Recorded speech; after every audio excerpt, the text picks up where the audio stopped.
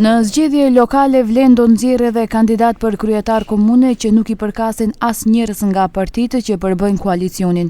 Një version të këtillë e kanë për Strugën, kështu zbuloi Bilal Kasami në Klik Plus, duke treguar se bëhet fjalë për një biznesmen.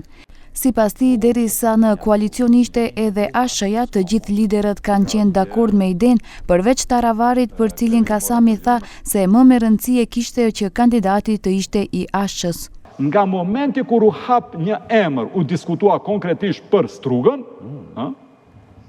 doli edhe çështja e ndarjes. Edhe këtu përsëri, ai kandidat nuk ishte as i Besës, as i Alternativës, as i LD-s.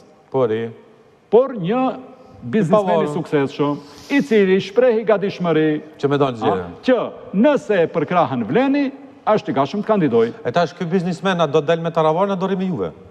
Po ai biznesmen ka kërkuar përkrahjen e Vlenit. Televizioni 21 mësoi se biznesmeni me cilin Vlen planifikon të fitojë Strugën është Mendi Qyra, kryetar aktual i Odës Ekonomike të Maqedonisë Veri Perëndimore, po Qyra thotë se askujt nuk i ka thënë po.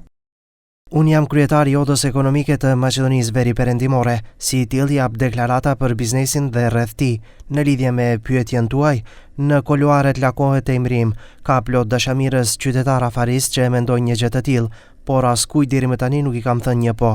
Aq më shumë kupon e parë do ta kishte ditur kryesia e OMVP-s, kështu që nuk ka asgjë nga supozimi juaj. Duke folur në përgjithësi për zgjedhjet lokale, Kasami u shpreh se në Vlen bizotron ideja që të mos nxjerrin vetëm kandidat që do dalin fitues, por duan menaxher të mirë që do t'i realizojnë projektet. Për kandidaturën e mundshme të Fatmir Limanit për Kërçovan, Kasami u shpreh se dy kandidaturat potenciale për këtë komunë, Shkodran Alilit dhe Fatmir Deharit nga BDI, e vështirësojnë fitoren e Limanit, ndërsa shtoi se me 3 kandidatë shqiptar ka rrezik serioz që shqiptarët ta humbin këtë komunë. Sa i përket Gostivarit, do të vendosin përmes sondazheve dhe po flitet për emra që janë nga subjektet politike dhe jashtë tyre.